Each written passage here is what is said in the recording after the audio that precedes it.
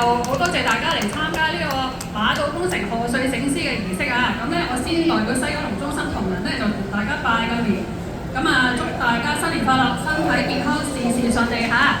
咁咧，我哋而家儀式咧就正式開始啦！我哋有請4位主禮嘉賓，我哋首先有請高級經理司徒華輝先生，